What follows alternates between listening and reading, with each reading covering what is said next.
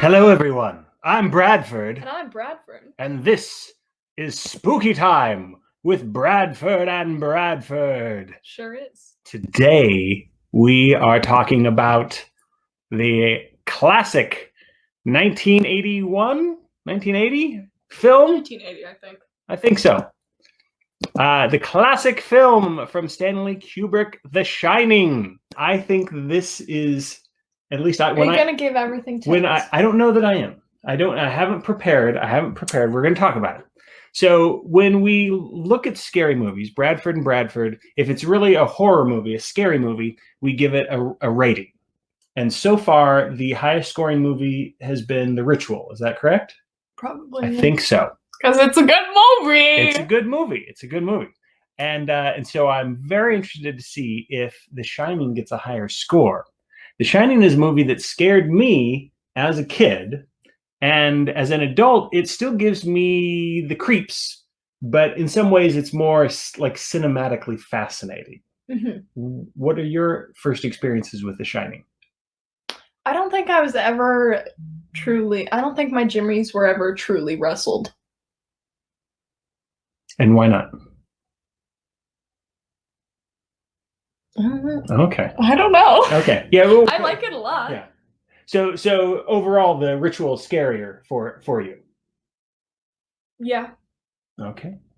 All right. So let's get into it, and maybe as we talk about it, Bradford over here will get scared, and maybe you haven't understood how scary. You haven't really studied it like I have. No. See, I know films. Let me mansplain The Shining for you. I don't care that he has a foot fish. I love him. I would kiss him on the mouth. Stanley Kubrick is a genius. Look at that floor. Look at the shapes. Look at all the shapes. That shape changed. It's closed. It's closed there. It was open in some other scene that I didn't see how it's kind of open there? I didn't do it. I didn't get the right photo. But look, just imagine in one shot that's open, and the next shot it's closed. That's the kind of brilliance we're talking about with Stanley Kubrick. So let's get to the spooky scores and things. All right. So first of all, as I said, we're talking about The Shining, and we're gonna break down The Shining. And so if you haven't seen The Shining, then spoiler alert. Yeah, we're spoiling it for you. So go and watch The Shining and come back and give us your opinion of The Shining. So plot and themes. I'll take this one first. You go. All right.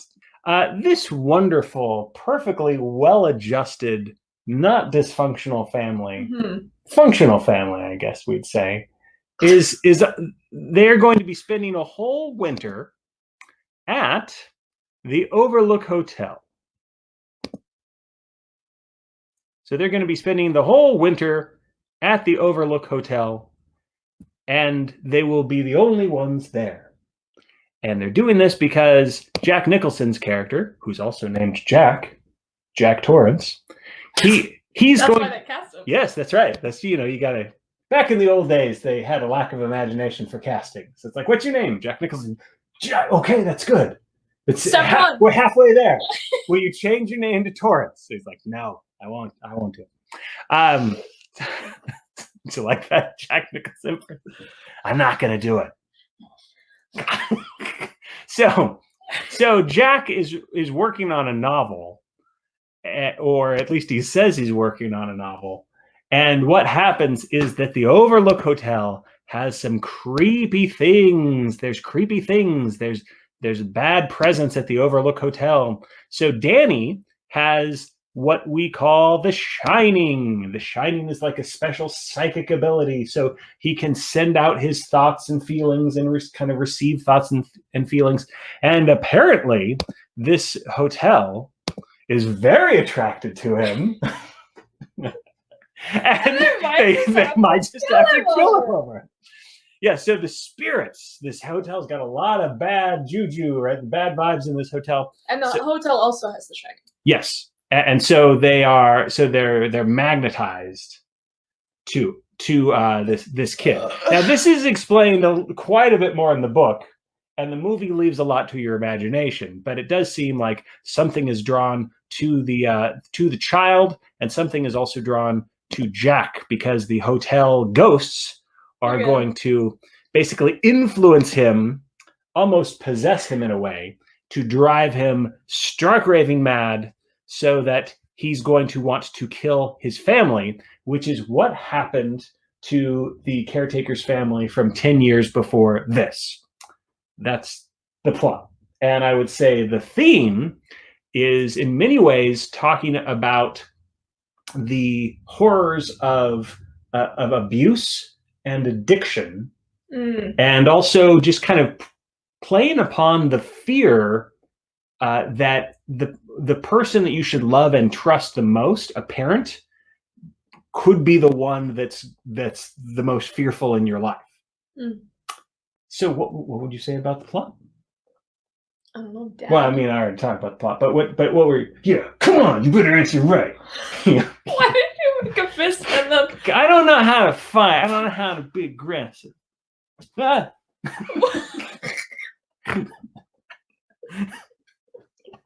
So stupid. That's gonna be the best moment in the video. Anyway, so what's your opinion, and what score do you want to give out of 1 to 10?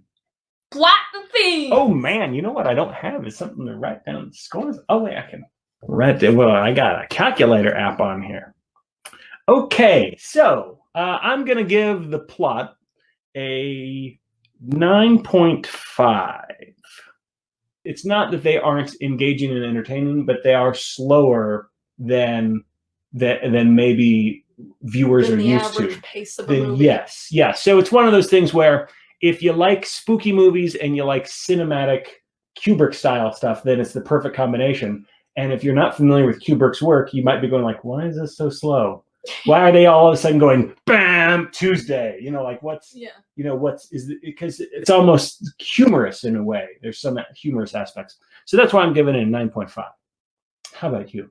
Yeah, I think there's like a lot to chew on in the movie with the character of like Jack and his descent into madness. Because when I watch it, I'm always trying to like tell when he's corrupted and like when it starts. Yes. What's going on. And so for that aspect of it, it makes it extremely rewatchable, because I'm always trying to. Because you want to. And when do you think he crosses over? That's a good question. I had an answer for this, and I can't remember.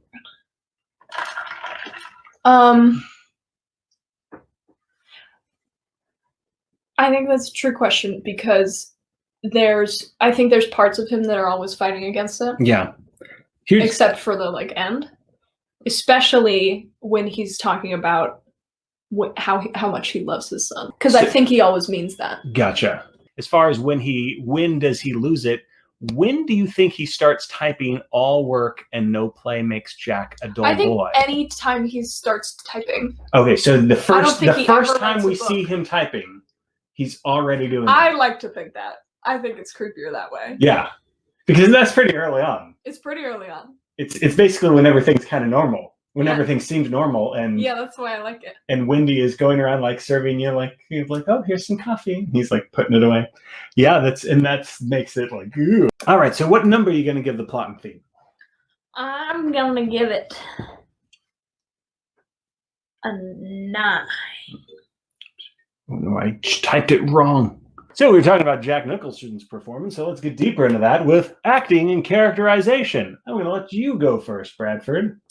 Yeah, I think I a little bit took points out of the plot, because I think with Jackalson's portrayal of Torrance. Nick Jackalson. Sorry. Yes, continue. I think with his portrayal, the plot could have lended its his portrayal could have lended itself better to the plot and the slow-paced nature of it, because, and this is also King's opinion, so it's valid. He starts off creepy.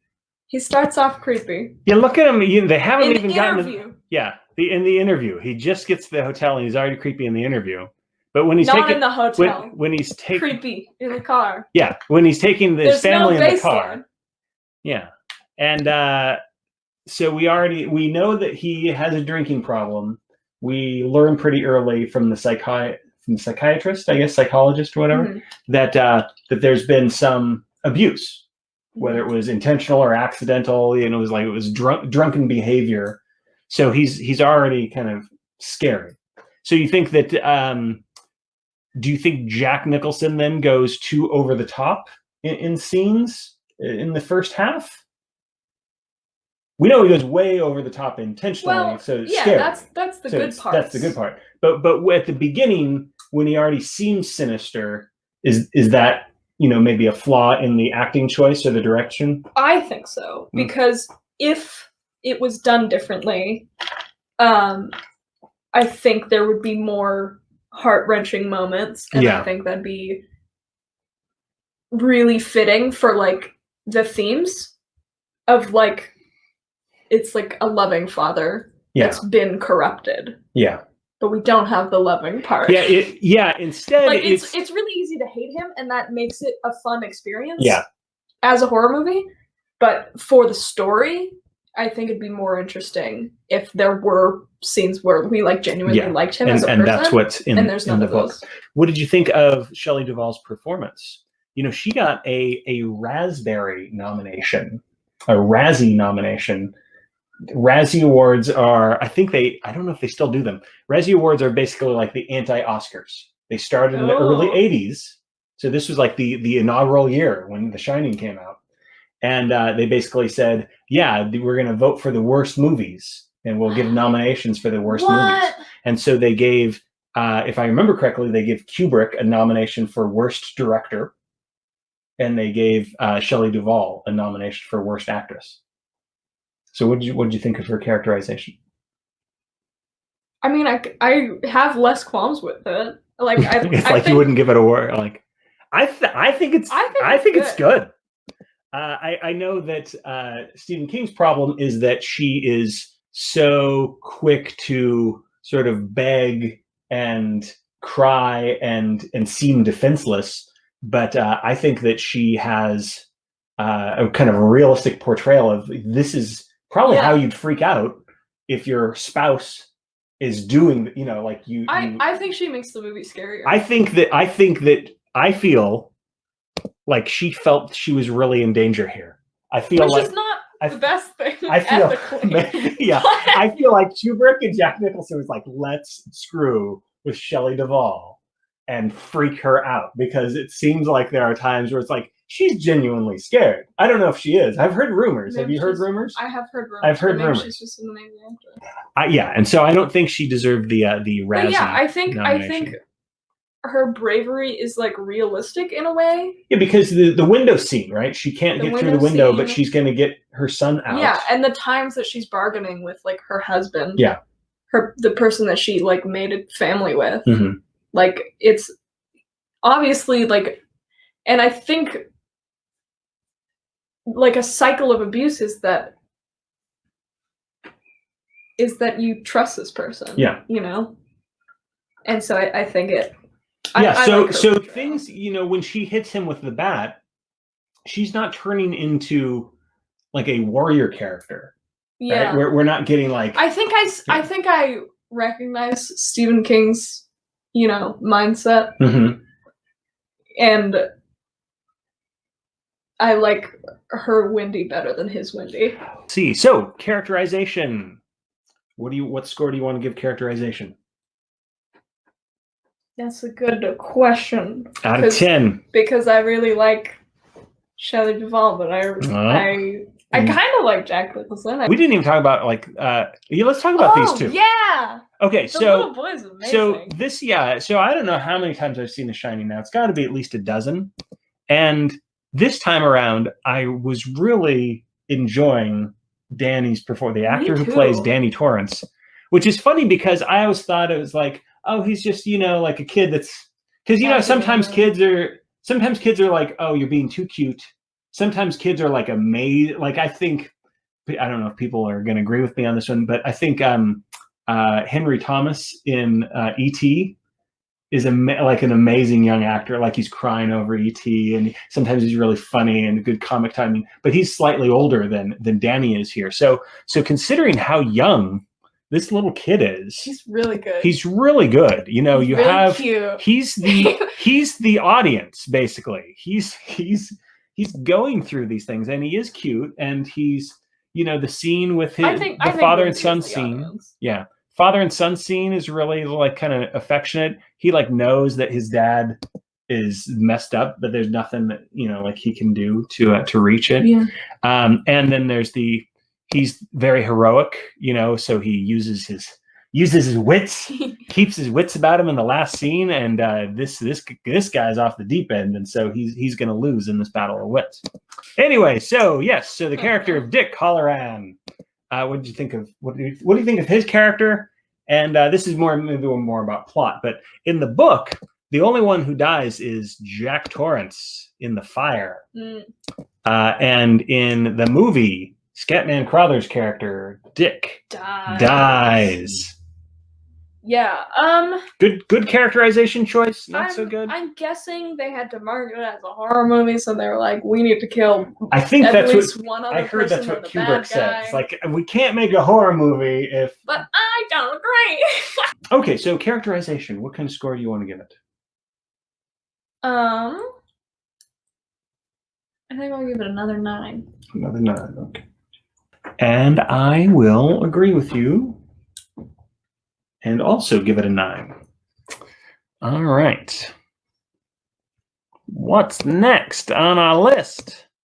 Cool Time. Cool Time with Rose. Oh, Rose is not here. We miss you, Rose.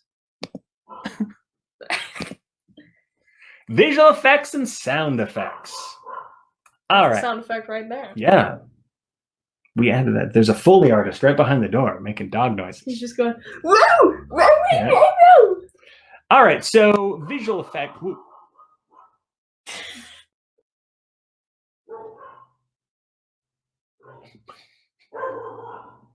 You know, it's rare that I care about cinematography when we're talking about the cinematography. Yeah, when we're talking about a horror film.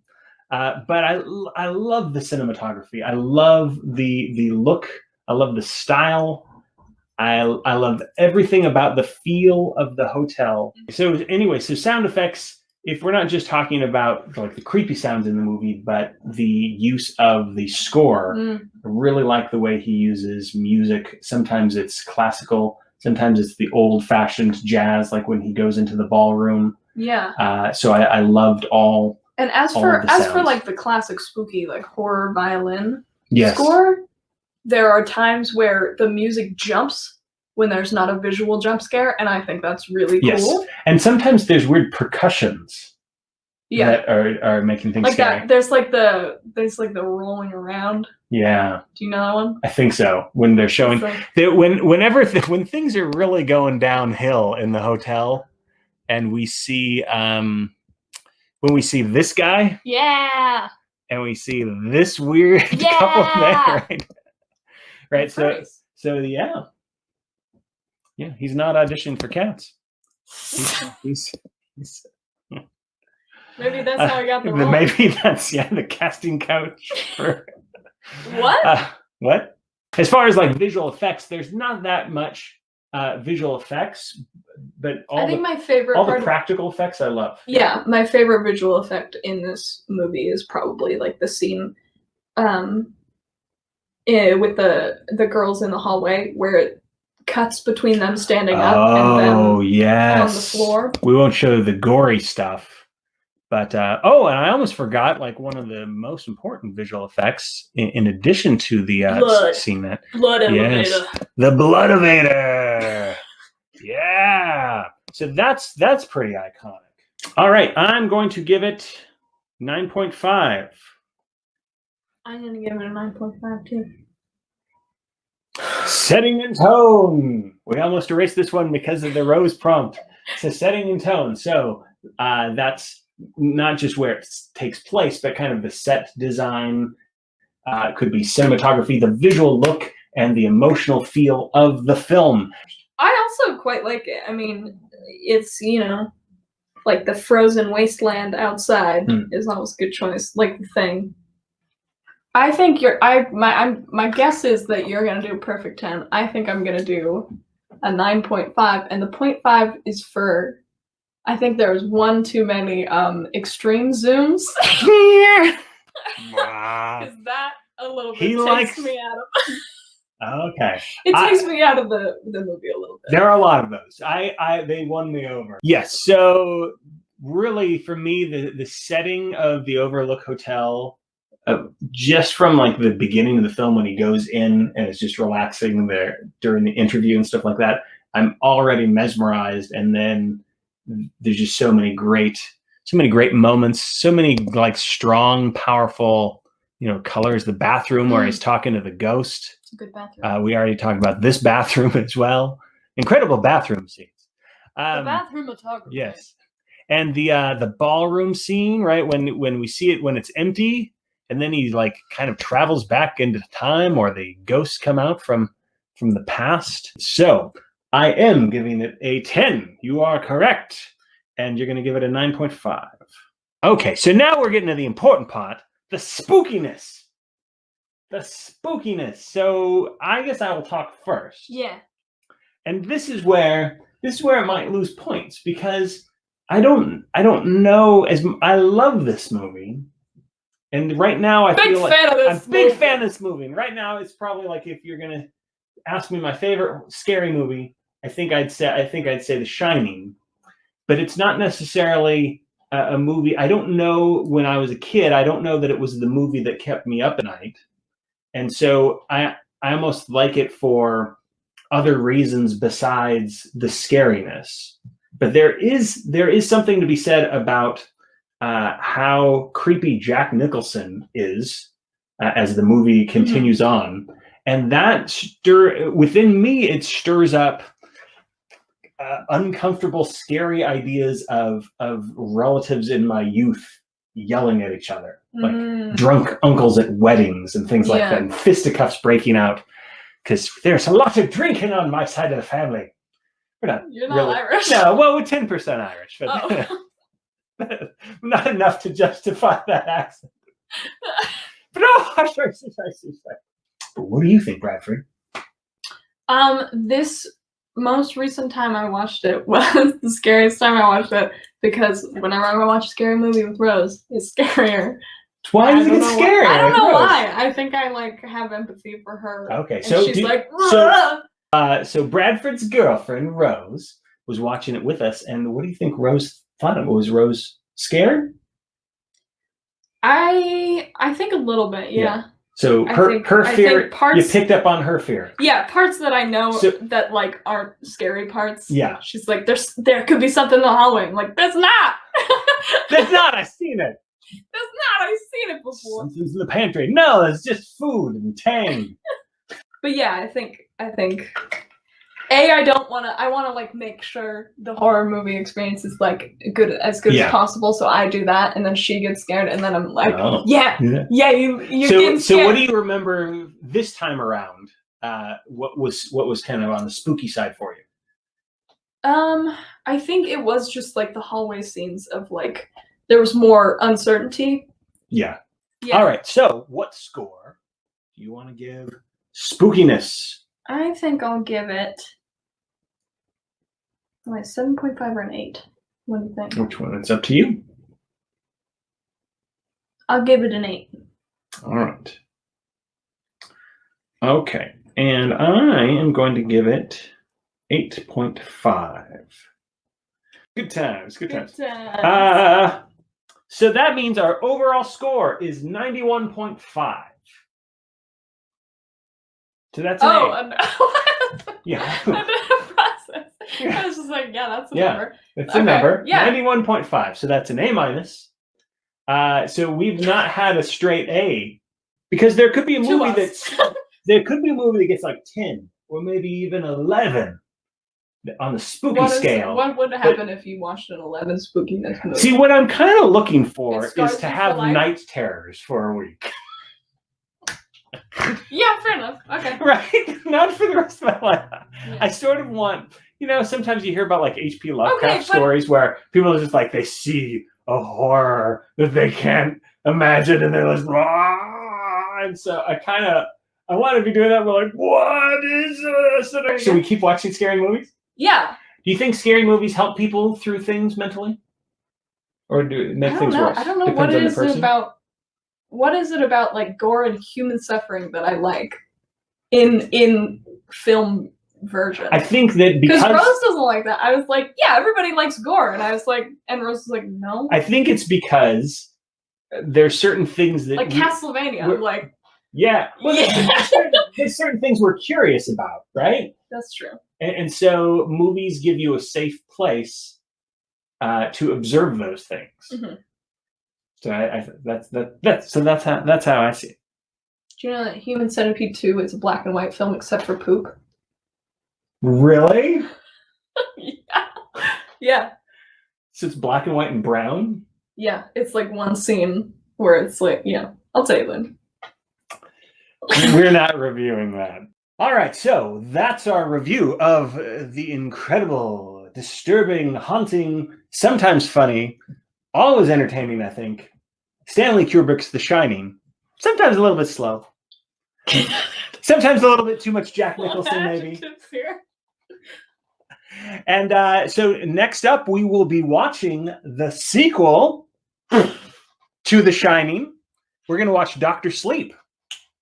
And then we'll give you a spooky time review. So until then, I'm Bradford. I'm Bradford. And this is Spooky Time with Bradford.